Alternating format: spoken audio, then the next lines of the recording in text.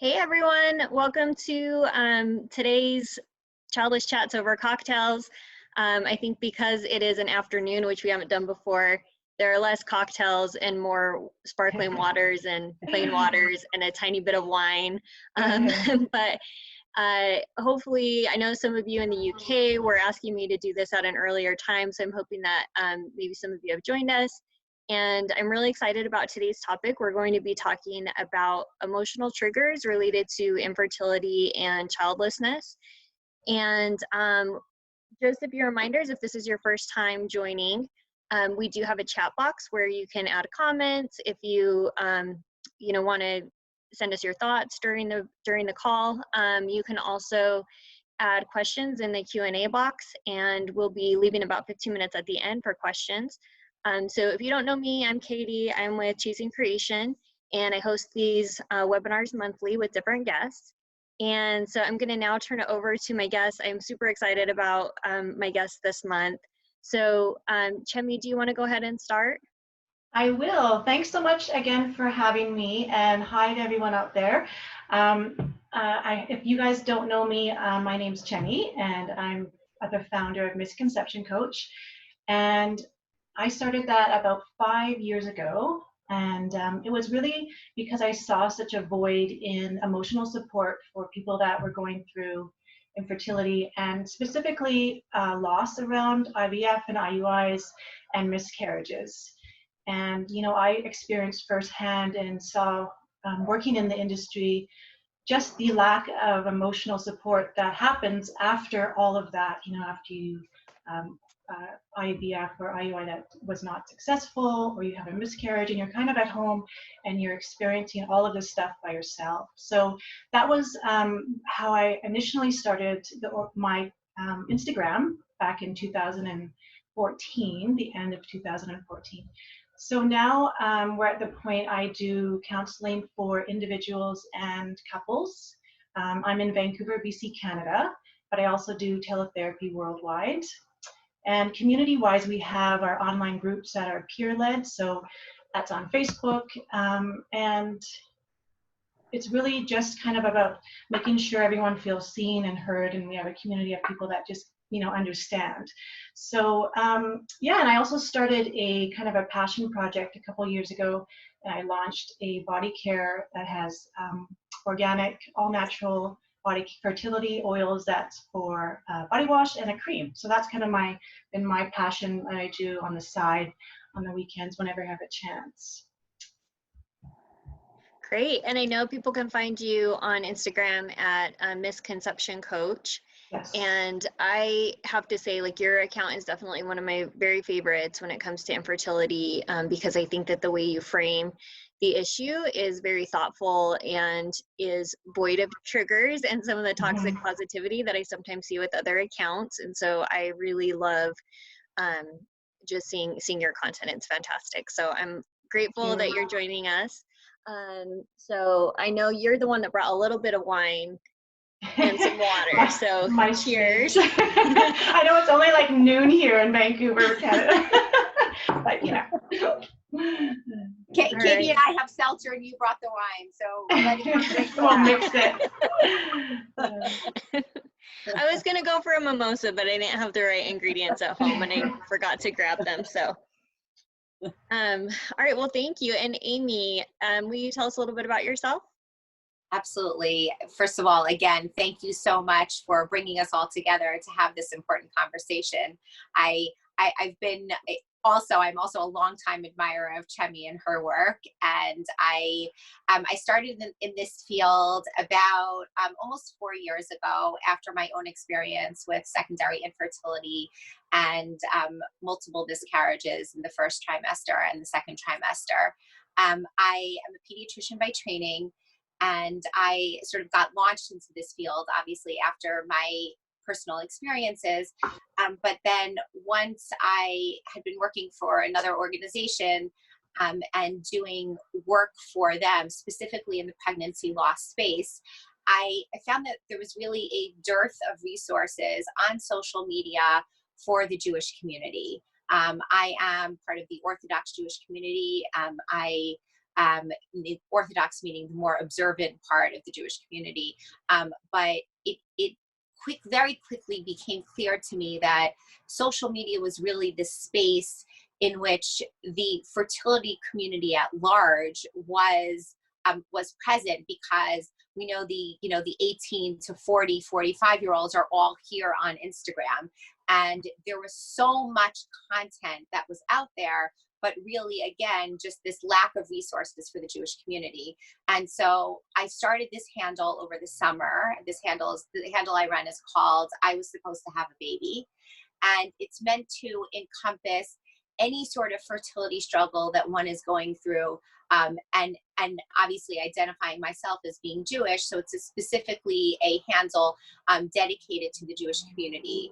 And what I mean by any struggle, so we really talk about infertility, pregnancy loss, stillbirth, infant loss. We touch on adoption, surrogacy, and really any of the issues that one is struggling with, and with the unique lens specifically for my community. And I'm just grateful to be given the opportunity to chat with all of you here. Not just seltzer, so trying to eat, even though it's 3:00 in the afternoon, I'm sort of the latest Eastern time here, but still just seltzer. So here we are. Well, I really appreciate you joining, and I think what you're doing is so important, because I know that infertility and what that can mean to different communities.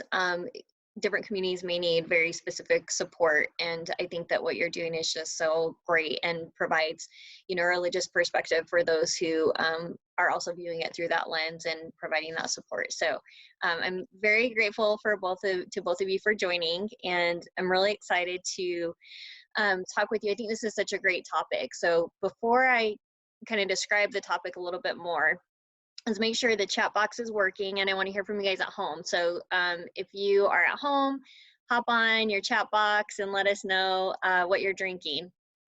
So we'll talk about those as they come in. But so today we're going to be talking about emotional triggers. And if you're sitting at home being like, I have no idea what you're talking about, you can think of this as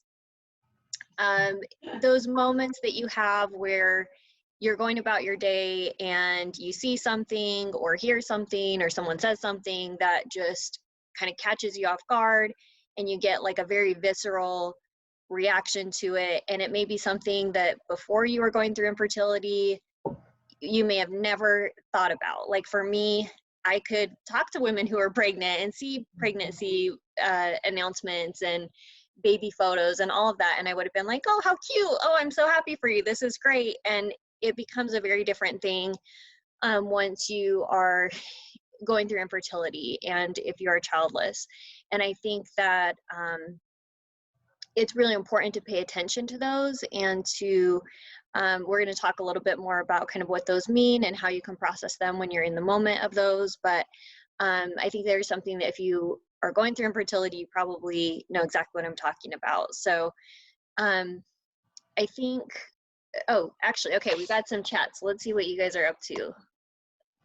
We got someone drinking a smoothie, someone drinking sparkling rosé in Ohio, water with wine later to come, orange juice, rosé in Denver, and morning in Hawaii, drinking some coffee. I bet it's delicious. In Hawaii, you probably have it fresh. All right, well, welcome everyone. Thanks for joining us. So, okay, so to frame this a little bit more, I know I talked about it a little bit, but Chemi, I would love to hear from you to help us like frame this issue a little bit. What would you like to add in terms of describing kind of what we mean by triggers, and also like how we can respond to them when they hit us? Yeah, so that's such a great question, because I know we use the word trigger all the time, but really it's just anything that, kind of evokes a really raw emotion and reaction from you. And you guys know how I talk about infertility trauma as my keyword all the time. And I think, choosing words are really important, and how we describe those words and our emotions are really important, because we used to talk a lot about how, say, pregnancy announcements and baby showers made us feel jealous. And I really think it's important, and I try to post about how it's not about jealousy. It's about how we, when we're in trauma experiences, how we kind of have these identifications to our own story. So if we see someone that we know, a good friend that's pregnant, you know, it really draws that part of us that's already in such a traumatic place, that's totally depleted emotionally, that's totally depleted physically, that feels perhaps unseen in our pain, that needs more validation in how what we're experiencing. So I think really the antidote to triggers is the affirmation and the acknowledgement of our own pain, because at the end of the day it really is about us feeling, you know, when someone else gets pregnant, it's just the struggle that we see that they don't have to do anymore, that we still have to do.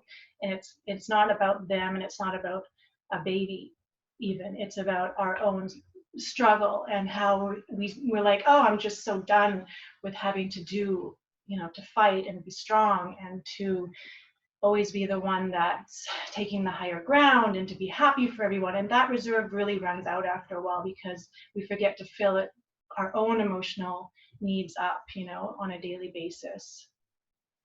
Yeah, I think it's so important. I want to pull out one of the things that you said, which is you use the word trauma. And I do think it's so important to just recognize that research has shown that going through infertility can be a very traumatic event, and that a lot of times people do have that kind of trauma response to these different, I guess, triggers, but also that you are also dealing with a lot of grief and loss, and even no matter your outcome, if you end up having a child, you can still have some of that emotional some of the emotional pain from going through infertility. But if you also choose to be child free after infertility, if you don't end up having children, you still have that grief and loss to work through, and that this is part of it, right? Is recognizing the grief and loss that comes along with this. That's right. Yeah, it doesn't even, you know, end with the trauma doesn't end with a healthy pregnancy, and it doesn't end. You know, a lot of my clients are pregnant, and a lot of my clients are on the other side of that, their journey, where they're not trying anymore, and they're onto a new direction and a new path. And we actually have 3 separate groups in our community, all because of that, because each stage is so important to have that, you know, seen and validated in such different ways. Mm-hmm. So yeah, exactly. I totally agree. Right. And the piece that I also was gonna point out and bring out from what you said, Chemi, is that these visceral reactions, these emotions that are elicited when someone gets triggered, specifically, as you were saying, you know, when you see a close friend who's pregnant, it doesn't mean that you wish bad upon that person. You would never want that person to miscarry. You would never want that person to not be able to get pregnant. But it reminds you of what you don't have. And so therefore, it creates this response of, I'm so angry, I'm so upset, I wish I was in her place, I wish I could be that person. But it's not, a lot of people feel guilt over these triggers, feel that they it's not, and I really want to try to separate that out, and I'm sure that that's exactly where you were heading to next, but that this is not about people, that the emotional reactions should not be shameful. It's not that you're trying to elicit something bad in the other person. You're not trying to have that other person you're not trying to cause harm to that other person. It's more just because of your history and your trauma, that's the reaction you're having. Mm-hmm. Yes, and that's the thing about, you know, healing, and when we use words like that, it's never about, I want to get to a place where I don't have triggers ever again, and I'm healed now because I don't react to triggers. You know, that the reality and the healthy spot we want to be in is that acknowledging we will always be triggered by things, and that's healthy and it's okay. What we can work through is understanding that we can react, but remove ourselves from comparing their story to our story, and having to say, I need validation in my pain because their story is XXX, or whatever, whatever their scenario is. But when someone is in trauma, it's not a good time to try to do that. So with clients, we don't ever talk about how are we going to, get rid of triggers. It's always about, okay, well, what does that mean? And what I always ask them, what do you need right now that you're not getting, and that can help you refuel, so that when they do come in, you don't come from a place of such vulnerable pain and having to compare your pain and story to this person, because it's never even about that person, right? We can scroll through Instagram all day and see different stories and compare our timelines and our pains and our losses and our everything. So it's important to reframe it and say, who's in my support that can help me refuel, and what do I need right now to feel safer and more comforted where I am? Yeah, I love that.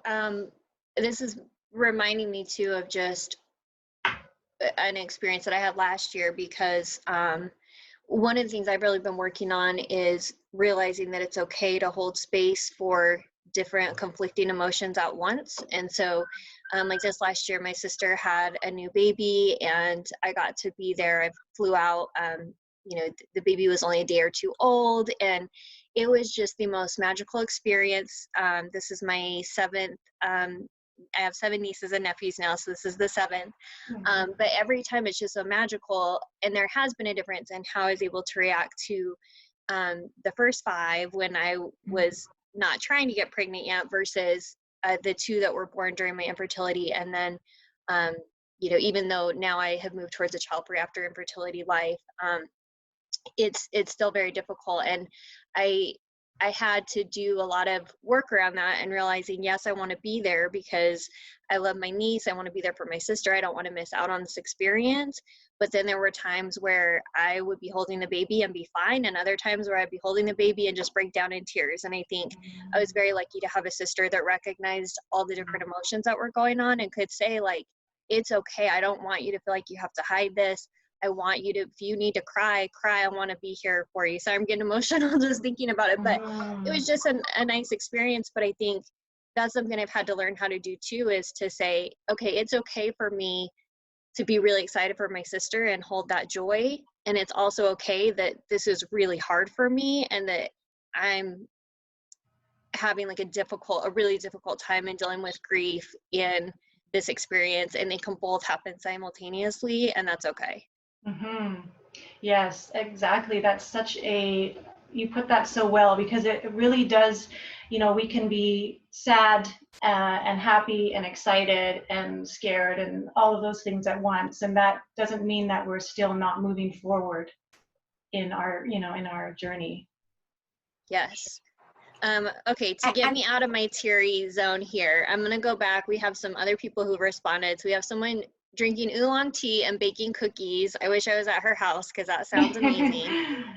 We have someone drinking tea in the UK, someone drinking a blood orange IPA in San Antonio, and someone drinking water in Minneapolis. I love that you guys started adding your locations. I'm going to start doing that in future webinars, because it's really fun to see where you guys are all joining from. So, okay. So let's move into our next question. So Amy, this one is for you, and it's one that I talk about a lot on my Instagram, because I think it is a really important thing within the infertility community. So I see, when I'm scrolling down my feed and looking at other infertility accounts, I often see messages that are examples of toxic positivity. And by that, I mean that they're only looking at a positive outcome, and it can be dismissive of different outcomes or emotions. And so, think about terms like never give up or good vibes only. I know that they are not meant in a negative way, but I see the same thing within the chronic illness community too, where it can just feel very dismissive of the really negative parts of what people are experiencing. So can you tell us a little bit more about why these kind of statements can be triggering for those that are experiencing infertility and or childlessness? Oh, I think Amy is frozen. So Amy, you might need to log off and then log back in. Yeah, I don't mind jumping in until she comes Yeah, back. thanks. Yeah, I think that's such a good point when we use the words toxic positivity, and we talk a lot about how, you know, intentions, and when people say, oh, you know, they're just meaning to help us out or be supportive, but on the other hand, hi, she's back. It can feel dismissive in what we're feeling in the moment. Amy, we're just chatting about the toxic positivity, and I'll let you jump in whenever you're free. Okay, I don't want to interrupt, but No, go ahead. okay, sorry about that. Katie, I thought, I mean, obviously you didn't bring up the story with your new niece and your sister to launch into toxic positivity, but I thought that it was really just a beautiful example of how that situation could have gone so differently. And in that toxic positivity space. So I, just to define it as you did already, I mean, it really, I think toxic positivity is really exactly what you just said, in that it's these dismissive thoughts of wanting to only give space for positive feelings surrounding anything that's negative that's happening. So any negative experiences are not being given voice, and people are either told from their environments, from other individuals, or maybe even feel themselves that they're not comfortable sharing these negative emotions, and they only are allowed to project something positive. And what we know about that is that when you don't give space and you don't give air to these negative emotions, what ends up happening is that they fester and they linger, and the trauma of whatever situation one is going through, whether it's a loss or a loss, or whether it's just a disappointment, not even an actual loss, but a disappointment of a situation not turning out exactly the way you expected.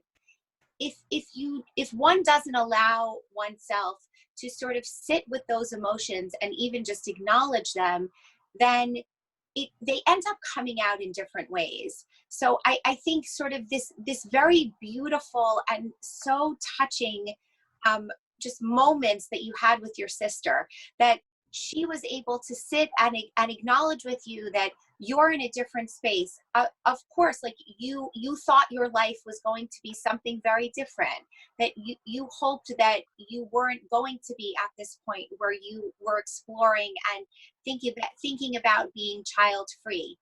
And yet she was allowing you the space to have those negative emotions, and you yourself also knew that those negative emotions would be erupting as you were going to visit her and be with her and be with your new niece, and you allowed yourself to have those emotions as well. And I think that that's really the goal for anyone sort of in a difficult journey. The don't worry, everything will be fine. In the religious space, oh, God has a plan, or oh, you know, I only had a miscarriage, you had a stillbirth, so your problem is bigger than mine. I've only been through IUI, and my IUI failed, but you've had 4 rounds of IVF that have failed. So this sort of notion of toxic positivity is just not helpful, because it doesn't give voice to the real pain and the trauma that people are experiencing. And I'll let all of you jump in here. Yeah, I mean, I see it all the time, and also because I have endometriosis, I'm part of a chronic illness community too, and get responses for that, which can be very similar and very dismissive. But I think it's also those comments that can be yeah, I mean, I think they would still fall into this category, but you know, I got told so much when I was going through infertility, like, oh, just, you need to go on vacation, or you should just get drunk with your husband. That's what I did. You're probably just too tense. Have a glass of wine first, or, you know, this like just someone who has no idea what your history is, what you've tried, what your underlying medical condition might be, what you've been through, just offering this kind of like glib, lighthearted advice, like kind of funny, just kind of, oh, it's fine. And it's like that, it is that dismissive thing of like, I don't want to have a real conversation with you. I'm just trying to change the topic or make it lighthearted. And it can just be really hard to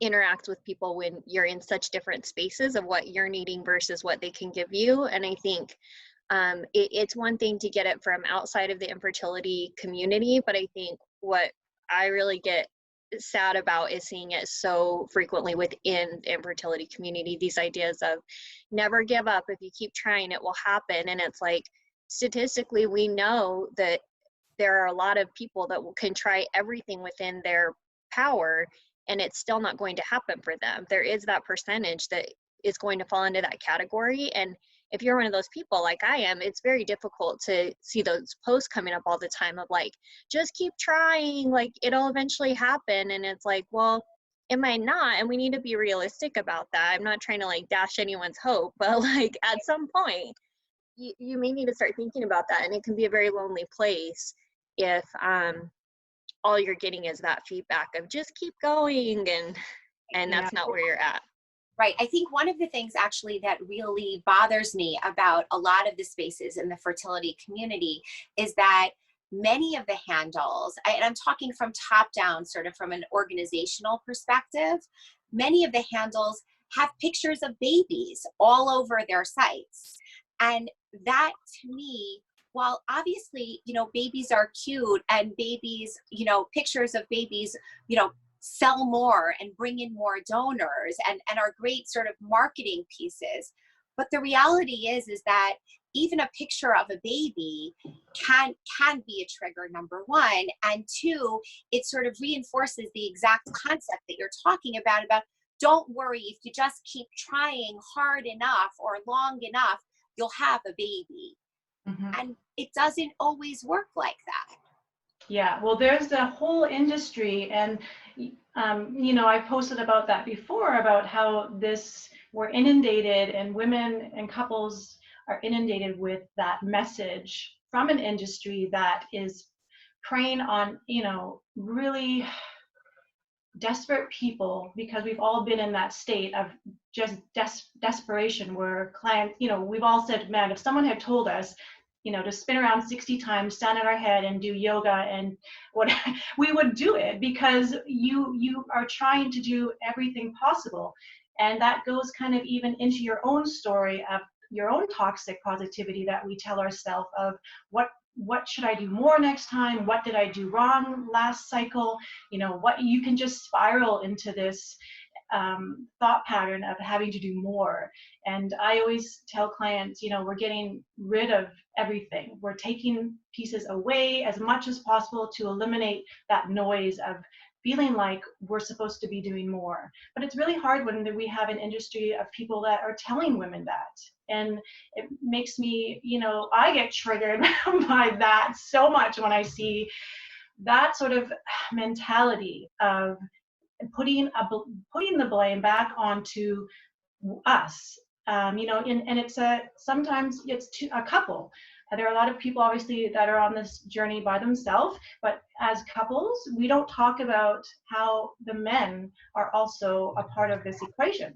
It's mostly about women and how we feel so rushed into that, even within the, you know, a clinic system of, okay, we're going to do an IVF and IUI, and it didn't work, and now we're being rushed within a matter of hours to make decisions like that, and to be forced back into treatment. Well, not forced, obviously, because like everyone says, you choose it. But still, people need time to process all of that, and we're often not given that time, and it goes kind of back onto us and our emotional psyche to carry that all by ourselves, which is really hard.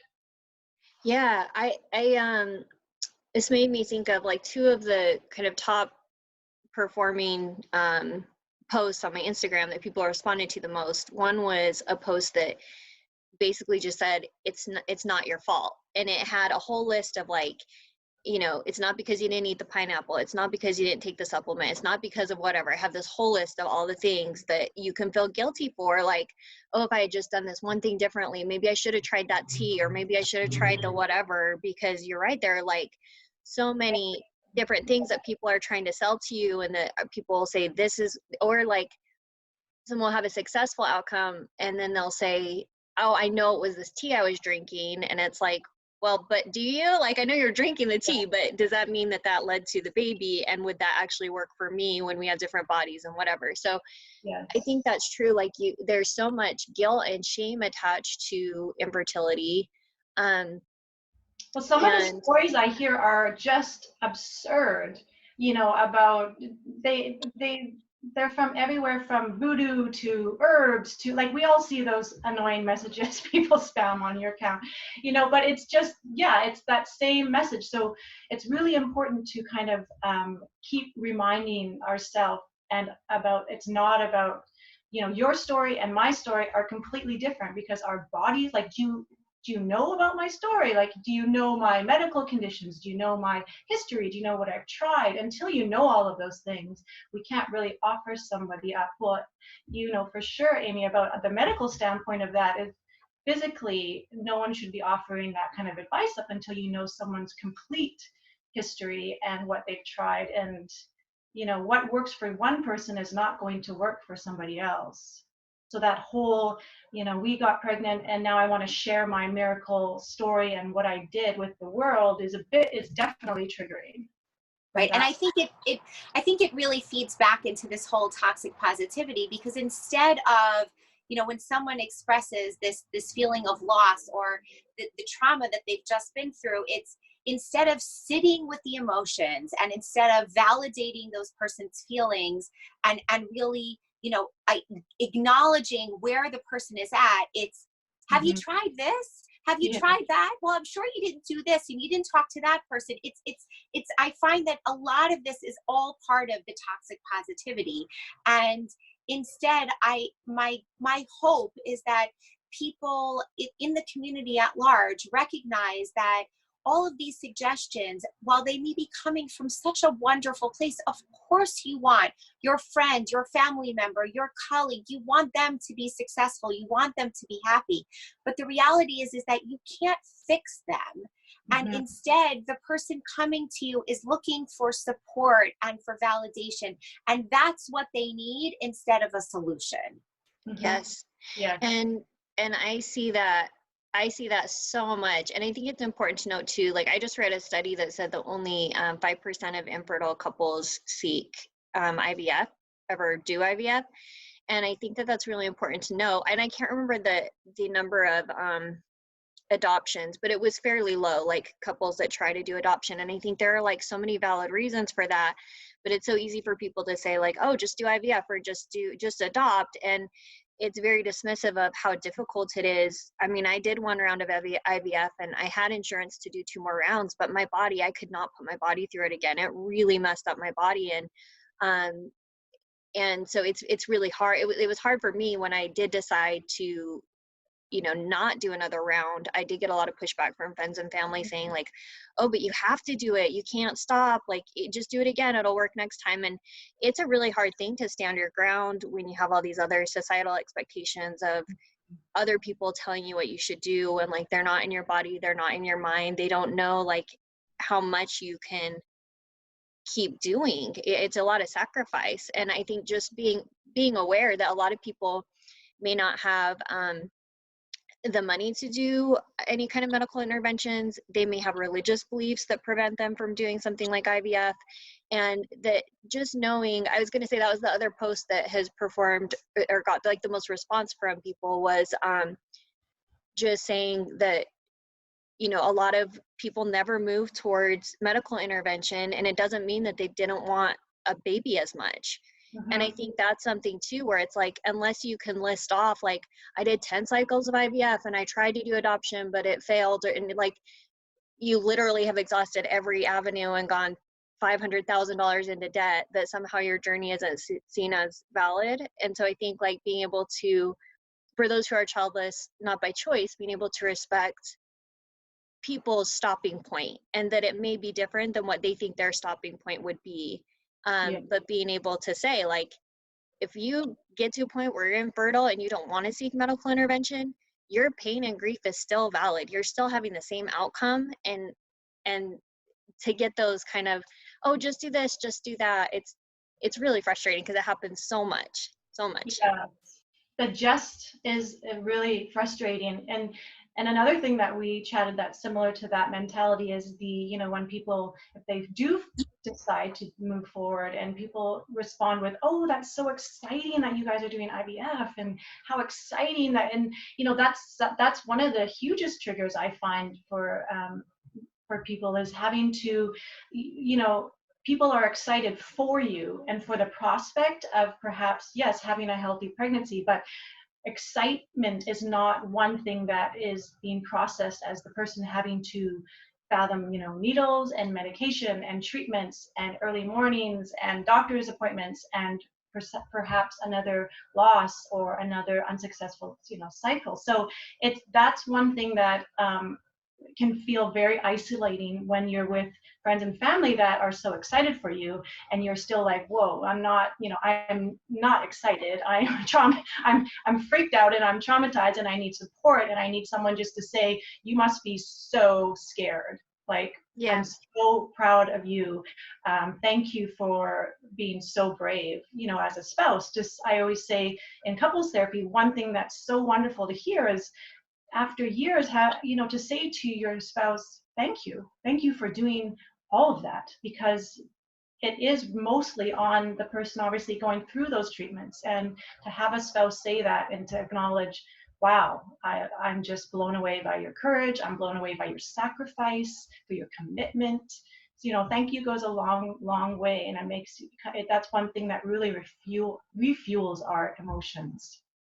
Yeah, absolutely. And I want to just acknowledge we're getting some really good comments in the chat box. So I want to read some of these before we move to the next question. So we have someone that said that she was told so often by doctors that she was losing precious time, and that it gave her that sense of urgency to go from one treatment to the next, like you were talking about, Chemi. I know this was kind of in the last section, but that idea of like, doctors will keep pressuring you and thinking about how much money they will gain if you do that IVF cycle. I mean, I think mine with the PGS testing was around 20 grand. So if they can make, you know, 10 to 20 grand and by doing an IVF cycle like that, this is a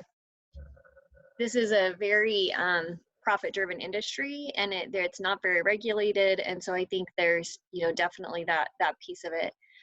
So another person said that they spent a total of $50,000. People have no idea the toll it takes, and that doesn't even touch on the emotional and physical costs. So yes, absolutely. Because my account really caters to those who are childless, not by choice. A lot of the people that I talk to this is after infertility, they end up childless after infertility. And I hear these stories so often of like, these are the people that spent 50 grand or did, you know, so much and still didn't end up with the baby. And people don't really know how to treat you at that point. And I think, like Chemi, you were talking about the excitement that people have when you're trying IVF, but that can make it even more difficult when the IVF cycle doesn't work, to have to go back to those same people and said like, yeah, it didn't work. And you feel like everyone's hope, like your hopes get raised, but everyone's hopes get raised, and it turns into this big thing of like, yeah, this is going to work. And yes, it's hard. Okay, so we have someone else that said, unless you've been through it, people will never understand how physically and mentally challenging this path is. IVF is not exciting. Agree. Someone else said, just quietly shouting some amens for Katie. Thank you. I rarely share specifics of my story because I have zero interest in trying to justify or explain our experience and decisions. And it is very draining. I face that all the time. It's really tough. IVF can be grueling. Yes, agreed. It's terrible. Someone else said, it is hard. My husband and I are looking at fertility treatment and everyone keeps telling me to relax. I hate that one so much. I got that all the time too. It makes me feel like it's my fault, my infertility, my pregnancy loss, everything. I hate hearing the word just from people. Completely agree. And then someone else said, and the emotional pain of it not working can be soul crushing. So I think, you know, we're just hitting on some topics here that are obviously really resonating with people listening in, and just want to validate everything that you guys said. I completely agree, have felt all of it. So I'm glad we're talking about this and that it's resonating with you guys. So we have about, I don't know, 12-ish minutes to before we start taking Q&A from the audience. So if you have a question, you can start adding those now, either in the chat box or in the Q&A box, and we'll get to those in a few minutes. But we do have a couple more questions. So Chemi, this next one's for you, and I think we have kind of a good tie-in because Amy, you talked about how this impacts your relationship, and the story that I shared was, you know, I was lucky enough to have people in my network that were able to give me that response that I needed and be there for me in the way that I needed. But I know from hearing from a lot of people and knowing, you know, other people in my life that are not as supportive, that so much of that is dependent on the other person in the relationship, how they're going to respond, if they can hold that space for you, if they can allow you to feel that grief or express it. And so, Jimmy, just kind of going a little bit deeper into that, you talk on your Instagram account a lot about infertility trauma and the impact that that can have on relationships. And you also talk about the importance of being protective of who you share your experience and emotions with. And so I wanted to just have you talk a little bit about how this relates to emotional triggers and what they can tell us about our support circle. Yeah, that's such a great question, because being proactive is so important in how we want to frame our own story. So like we touched on a minute ago was, how do we want our story told? And it's really, we get to decide that, right? How do we want to, what words do we want to use? Who in that circle is privy to that information? And I think it's important to know that kind of going in and how we want to frame that. So for example, say we're starting an IVF cycle, or we have experienced loss from that, or we're experiencing a miscarriage, or whatever our trauma story is in the moment. Of course, close family and friends will want to be there for us, but what we realize is not everyone in our immediate family and close friends, although we love them and respect them, they're not the best people to really be our support system. And what I try to get my clients to do is kind of go through their list of, who's in our daily circle, and who's going to want to be there to support us, and what hats can they wear. So literally we'll say, okay, well, mom is good for, she's a great listener. So I know going to mom, I'm going to be able to just vent, and she'll ask me how I'm doing, and I feel safe sharing. Or my best friend, maybe she's the one that we feel triggered, because we know when we call her, we're going to get that, you guys are going to be fine, don't worry, that kind of thing. And when we start having these walls up, when we see the text or get the phone call, we immediately feel like, oh, I don't want to deal with that tonight. I don't have the energy to have that conversation. So we think to ourselves, okay, maybe she's good for blowing off some steam. We'll go on the weekend, we'll have lunch, and we'll just say, hey, I don't want to talk about anything infertility. I just want to relax. I just want to, enjoy time with you. And perhaps we have a spouse that's really good at physical comfort, and we know that we can just hang and watch some shows and just snuggle. And all these different people can refuel us in different ways, but I think it's important to know who's good at what, because if we set ourselves up for going to mom thinking she's going to be empathetic or whatever, and she's just like, well, you guys just have to stay positive, and that's enormously triggering, and it kind of breaks down our relationships. But when we know who's good at what and who we can go to for what, and what we find, I think you guys will probably understand, is that it's really becomes more of support within our community of people that just get it.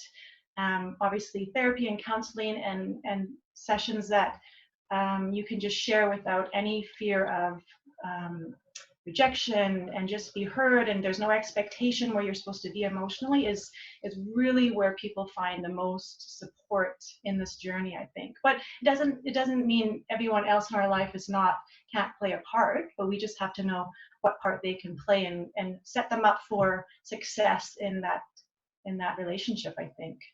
Yeah, and I think it does depend so much on the relationship. I know with my mom, she was really good at adjusting based on what I needed, and if I told her, like, this is what I need from you right now, she would switch over and be that for me.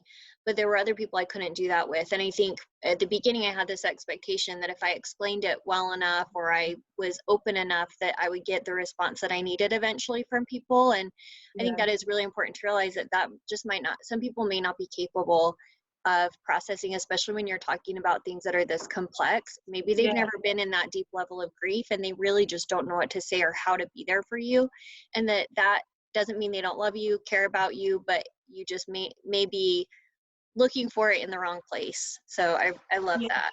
And it's okay to, I think that takes a while though, because it can feel like rejection and abandonment at the beginning. Because before your whole infertility scenario, you bonded with people on certain levels, whether it's siblings or best friends. And now, I mean, infertility and loss brings so much raw emotion, and these are very intimate details and intimate conversations to be having with people. So yeah, it is a bit awkward for, say, a sibling, like a brother, who feels like, we kind of feel like, oh, they've totally ghosted us. Like, we used to chat all the time, but I think if you ask them, they would say, oh, but I don't know how to help my sister with infertility. Like, it's such an intimate and a very female kind of mentality. So I think, but I do, a lot of people do feel let down by someone they're really close to, because they don't know how to bond again, because it's a hard conversation to have around the dinner table. Yeah, absolutely. So Sorry. no worries, bless you. Okay, so I want to make sure that we have enough time to get into some Q&A, but Amy, I have one more question for you, so maybe you can get us like a consolidated answer on this one, and then we'll move into some questions. So sometimes our support circles, we're talking about our family, like we kind of just discussed friends and family, but sometimes you may be part of a community that can be a faith community or other type of community that has its own norms around kind of how infertility is seen or processed. So I know that you mentioned that you do a lot of work within the Jewish community and from a Jewish perspective. And so I would love to hear how some of those new group norms or beliefs, not just within the Jewish faith, but being a part of other communities, how those can be unintentionally triggering for those that are experiencing infertility and childlessness. Yes, I mean, in the few minutes, it's going to be hard to tackle all of that. But what I would say in general is that I think as part of communities, when one is part of a community, there are these norms, and there are certain events, and then there are also specific people within those communities that we look to for guidance. So let me just take the events for a moment. So as we know, as part of the calendar, in also the general secular calendar, there are lots of holidays that come around, and we know these holidays are coming, and we know these holidays are filled with lots of events that have children that are an integral part of these holidays. And the community at large tends to be gearing up for, let's say, for Christmas or for Hanukkah. So the community at large, everyone is gearing up for these holidays, and you start seeing things in the store. You start seeing them as early as September for something that happens in December. The store, and then people are thinking about the gifts, and people are thinking about their plans, and people are thinking about the meals. And so I think when you have these sort of large group think events, and knowing that children are often an important piece to this, I think what families and what couples, when they're going through something that's more difficult, and they know that it's going to be a challenging time for them, they can do a few things. They can, one, choose the activities that they want to go to that have fewer children or don't have children at all, or at specifically maybe during the day as an activity that has more children, but an evening activity or an activity at a bar is not going to have children. And you can also choose the people that you want to surround yourself with. Now, yes, your family, when you're talking about Christmas time or Hanukkah time, generally it's a time that family gets together. But to have that one person in the family or two people in the family that know that you're struggling, and you can say to them, listen, I'm going to come for an hour, but then we're going to leave. Or to also have some sort of code word that you and your partner can know between yourselves, that if one of you is feeling triggered and you just need to get out, and this works obviously for any situation, not just a specific holiday situation, but if you have that code word, let's say the code word is orange, and all of a sudden you walk up to, you know, your partner and you say, I'm just feeling like I need some Florida oranges right now. And he'll know immediately in the middle of your family holiday party that you need to go. And so I think sort of, one, having those people who are your advocates, and knowing when you need to leave and when it's too much for you, those are the kind of ways to sort of deal with events. And then I think in general, just to the communal norms. So I think in certain communities, if the communal norms are to have lots of children, to have lots of these family events.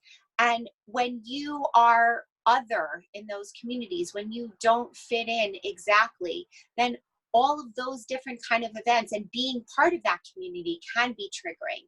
So I think, again, you know, none of us are going to be able to really, you know, give everyone everything they need to do to work their way through these kinds of situations. But I think to be aware of how communities at large can be triggering and those specific events, and know what you need yourself to give yourself space and the support you need to work your way out of it and through it. I think that's really the most important thing. Mm-hmm. Yeah, thank you.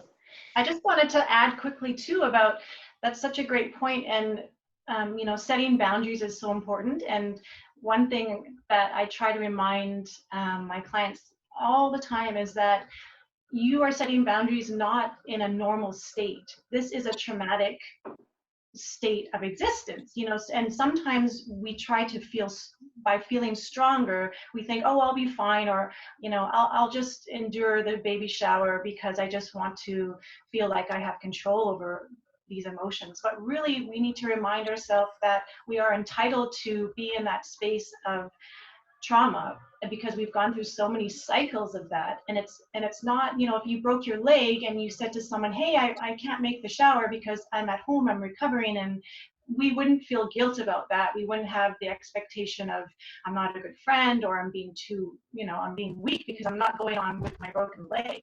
But when it comes to our emotions, we second guess and we start to feel guilty. And, you know, that's really just a statement of our own compassion, and it speaks to the level of love and how we want to give that to our friends and those around us. You know, that's one of the things that we feel guilty about, is when we do set boundaries, it's going to feel triggering because we're not used to being that person. We're used to being the person that's there and helping out and being supportive of other people. But let's remind ourselves, you know, it's temporary. Right now, you can't do that. And what we notice is when we try to do that, our reserve goes, and we start to feel resentment, and we start to feel, you know, not validated in where we really are. And then we wonder when we get home, God, I just feel so depleted and just so worn out and alone. And that, you know, once we do that a couple times, we realize I can't. And it's okay to set boundaries that protect our emotions, I think, for sure. Yeah, I think that's really smart, and just, you know, allowing yourself that permission to know when there are definitely going to be times where maybe it's better to skip something or say no to something, and, you know, not call the person back, whatever it is that you need to do to protect yourself, that's okay to give yourself that permission. So I want to start with this question that we got in here, because I think this is one of the things that I get asked the most, and in other webinars we've done, this question just comes up again and again. So the question is, how do you deal with triggers such as seeing babies, pregnancies, or things on TV and internet, especially when people are complaining about their child? So I don't know, Chemi or Amy, if either of you has thoughts on this one. I would just say, going back to the same sentiment about remembering that their story or anybody else's story is not about us. You know, it can feel, when we're in pain and grief, the need to compare our pain and grief to others is a natural reaction. whether it be from their joy or whether it be from their own grief and pain. But when we can keep reminding ourselves that, you know, any story is not about us, it's not about what they're not more worthy of that situation. Like we talk about a lot, you know, a healthy pregnancy is not something that happens because you tried harder or you did more or you prayed more or you're, you know, it's not about character. Like we always say, it has nothing to do with one's character. And, you know, keep reminding yourself that you are doing everything you can.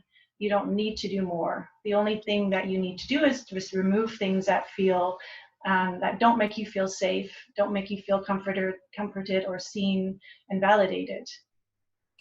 Yes, I 100% agree. And I also think another tool in your, you know, toolbox, so to speak, I think could also be anticipating what those triggers might be.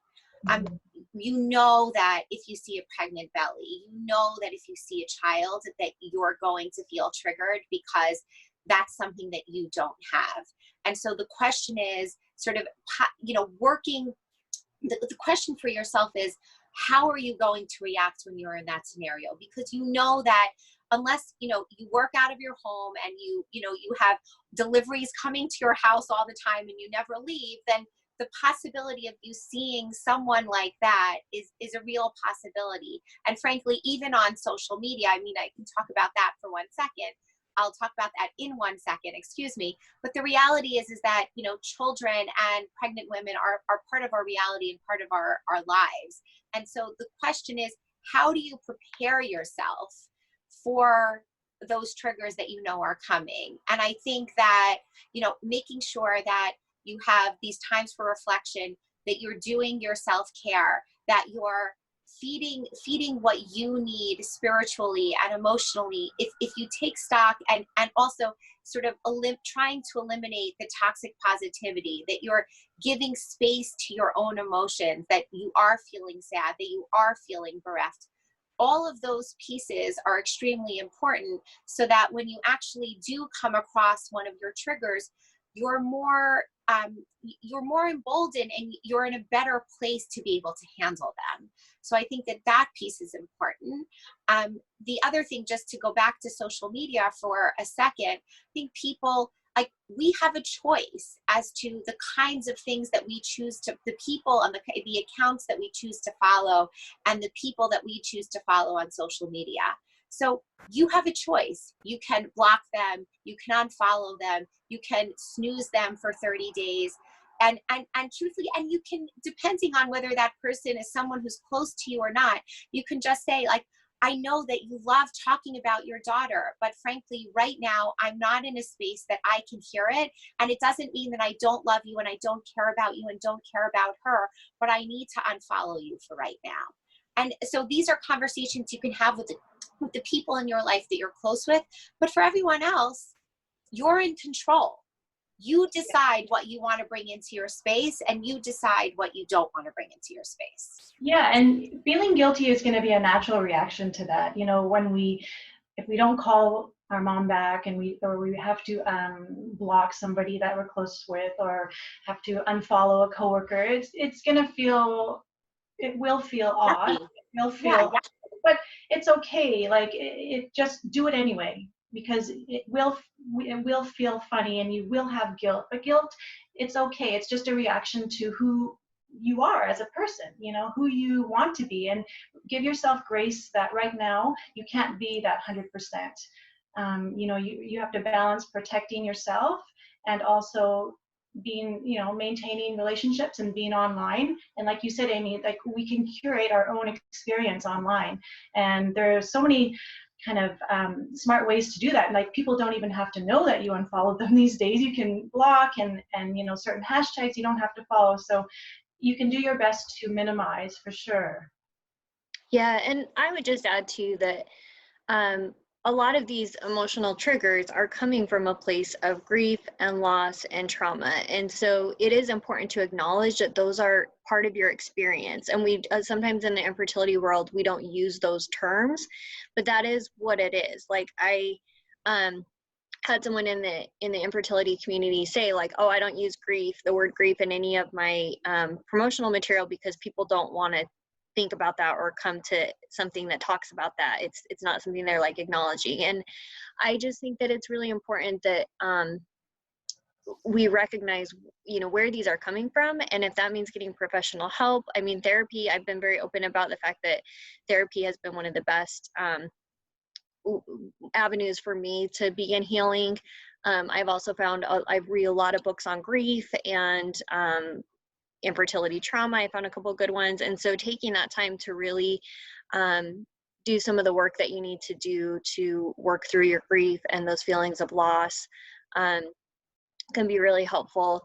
And another thing I just want to bring up is, you know, somebody mentioned, you know, what if they're complaining about their kids? And I think one thing I've been really aware of the last few months is that I'm extremely aware of how other people offend me or where I think they might be being insensitive. But then I think about times where maybe I haven't shown up for someone the way that they needed. Like, you know, maybe a friend gets diagnosed, like I had a friend get diagnosed with cancer like 10 years ago, and I was a lot younger and I had not been through anything that big. And I just kind of stopped talking to them because I had no idea how to respond. I was not emotionally prepared. And it wasn't that I didn't love or care about him. I just had no idea what to do. And I think that, you know, me talking about my marriage might be a trigger for someone who is just going through a divorce and just lost that, or who is single and wants to be partnered but doesn't have that in their life, or someone who doesn't have their health, or you know, me complaining about, oh, I wish I could go on a vacation this year when someone else is struggling to pay for basic survival. So I just think that it's part of life that if you're going through something difficult, it's really easy to say, oh, I wish someone would react this way. But the truth is that mom, you know, complaining about her child, I have no doubt, because you know, my sister has 5 kids. I know there are a lot of difficulties that come with motherhood. And it's not like if you become a mom, you get this free pass in life where everything is just hunky-dory, right? Like, I think it's just also being empathetic of what other people are experiencing and realizing that it's most likely not intentional. And I think, Amy, like you said, it may be, if you're really good friends with this person or it's someone you want to have in your life, that there may be an appropriate time to say, hey, I care about you. I know that you're struggling with this, but it's really difficult for me to talk about this right now because of where I'm at. Can we push pause on this? And, you know, hopefully we can come back to it later, but I just can't process that right now. And hopefully they have enough compassion to respond well to that. But I don't know. I think it's just very difficult because it's very complicated. So I know we're at time. We have a couple more questions. So I guess I would like to ask you, Chemi and Amy, do you guys have like another few minutes to take on another question, or are you at a hard stop? No, I'm good. Okay, we'll just do a few more and then we'll call it. So somebody asked, how can you tell people not going through this what you need or don't need from them without triggering anger in the person? Chemi? Yeah, you know, it's what, like you were just saying, Katie, which is so important to remember, is that, you know, when we're not there for somebody else, it really has nothing to do with them, does it? You know, say we just don't have the space that day to get back to a friend, or we're just too tired, or we're feeling a bit down. And of course, from our friend's perspective, they're going to feel like, oh, why didn't she call me back? But it really, you know, when we're in that space of just needing time and quiet and just to collect our thoughts, it really reminds us that it's not really about the other person, is it? It really has to just do with how we're perceiving their stories that interact together.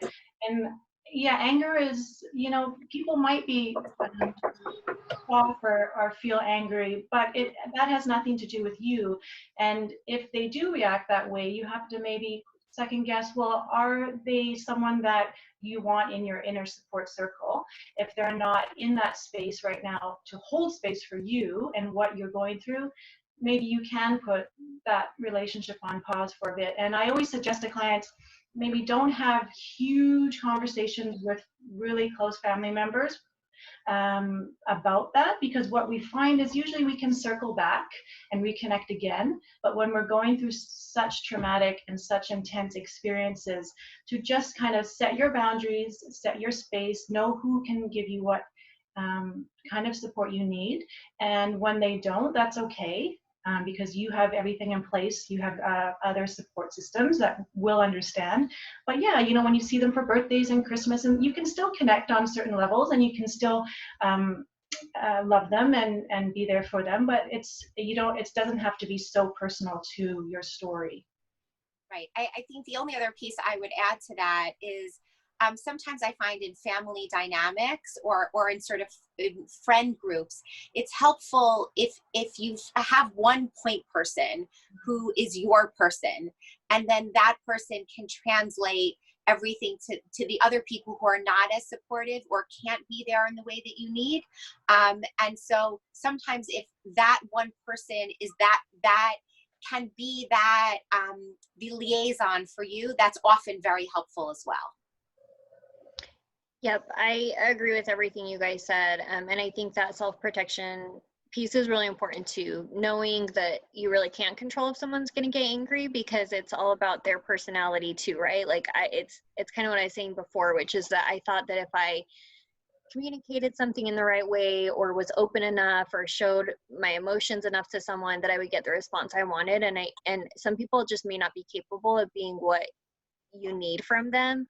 And so I think there is that self-protection of kind of thinking about the person and knowing who they are and how they might respond, or maybe they surprise you and respond in a different way, but realizing that you really can't control that piece. And so like you said, Chemi, like being able to set your boundaries and look for support in other places is a really good way, I think, to kind of manage and work through that.